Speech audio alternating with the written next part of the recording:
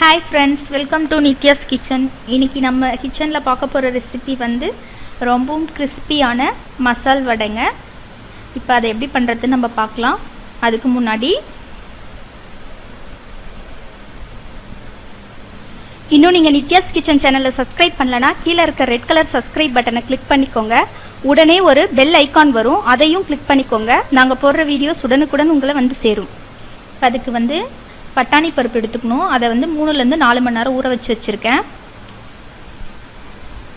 பொடியாக கட் பண்ண பெரிய வெங்காயம், பொடியாக கட் பண்ண பச்சை மிளகாய், ஒரு கப்பு புதினா இலை, கருவேப்பிலை, கொத்தமல்லி, காஞ்ச மிளகாய் ஒரு 3, 2 ஸ்பூன் பெருஞ்சீரகம், சோம்பு, இஞ்சி, பூண்டு, உப்பு, அந்த வடையை பொரிக்க தேவையான எண்ணெய். ஒரு மிக்ஸி ஜார் எடுத்துக்கோங்க. அதில் வந்து அந்த 3 காஞ்ச மிளகாய் போட்டுக்கோங்க. எடுத்து வச்சுருக்க இஞ்சி பூண்டு அதில் ஆட் பண்ணிக்கோங்க. இஞ்சி பூண்டு கொஞ்சம் நிறையவே போட்டுக்கோங்க, அப்போ தான் டேஸ்ட்டாக இருக்கும். 2 ஸ்பூன் சோம்பு ஆட் பண்ணிக்கோங்க.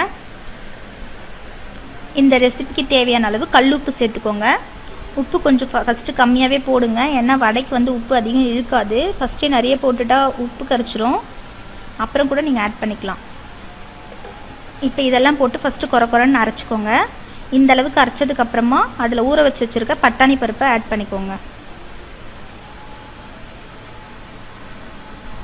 ஃபஸ்ட்டே மொத்தமாக போட்டிங்கன்னா அந்த இஞ்சி பூண்டெல்லாம் மசியாது. அதனால் குறைன்னு அரைச்சதுக்கப்புறமா பட்டாணி பருப்பை ஆட் பண்ணி இதையும் சேர்த்து குறைன்னு அரைச்சிக்கோங்க. ரொம்ப நைஸாக அரைக்கக்கூடாது. மசால் வடைக்கு எப்பவுமே கொஞ்சம் குறைன்னு அரைக்கணும். இந்த அளவுக்கு அரைச்சிக்கோங்க.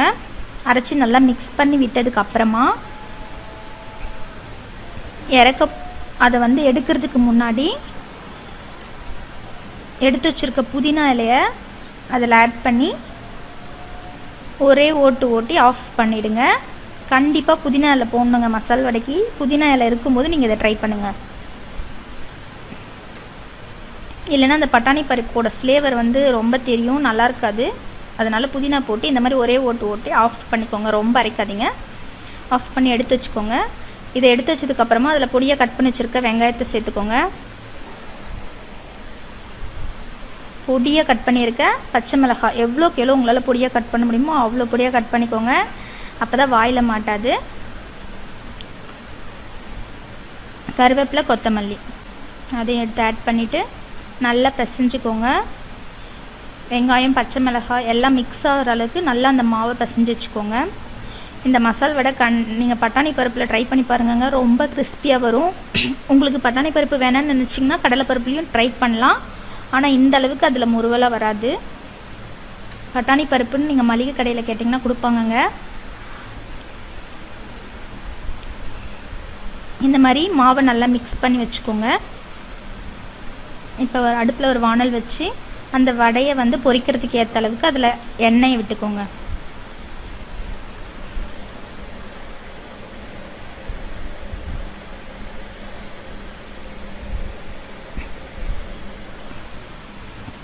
எண்ணெய் காஞ்சிட்டு இருக்க டைமில் நீங்கள் அந்த மாவு வந்து எடுத்து உருண்டையாக உருட்டி வச்சுக்கோங்க.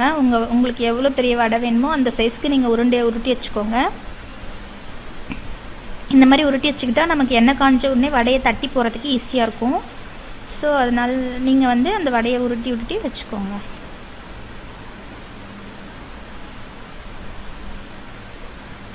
இந்த மாதிரி வச்சதுக்கப்புறம் ஆயில் ஹீட் ஆகிடுச்சான்னு செக் பண்ணிவிட்டு அந்த உருண்டையை எடுத்து ப்ரெஸ் பண்ணி இந்த மாதிரி தட்டி போட்டுக்கோங்க.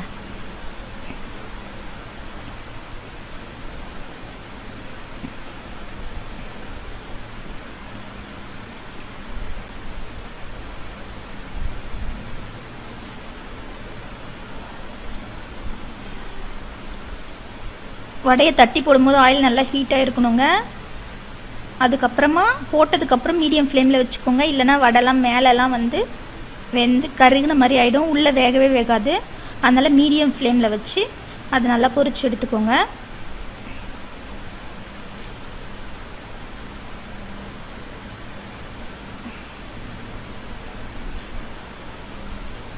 உங்களுக்கு கையில் தட்ட வரலன்னா நீங்கள் எதனா பாலித்தீன் பேப்பரில் கூட வச்சு தட்டிக்கலாம்.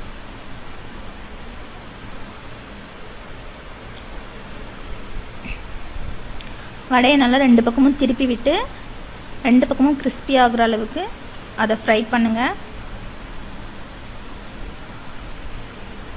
இது ஒரு பெஸ்ட் ஈவினிங் ஸ்நாக்ஸாக இருக்குங்க.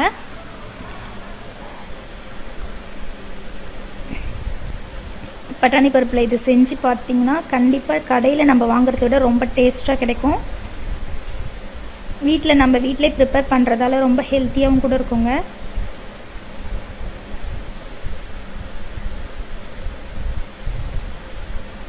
இப்போ நல்லா 2 பக்கமும் கோல்டன் ப்ரௌனில் பொரிஞ்சு வந்துருச்சு.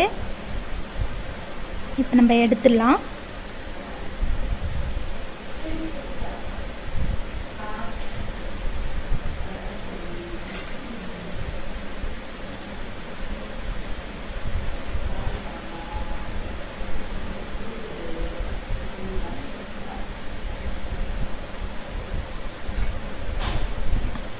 இப்போ ரொம்ப கிறிஸ்பியான மசால் வடை வந்து ரெடி ஆகிடுச்சு. நீங்களும் இதை ட்ரை பண்ணிவிட்டு எப்படி இருந்துச்சுன்னு சொல்லுங்கள்.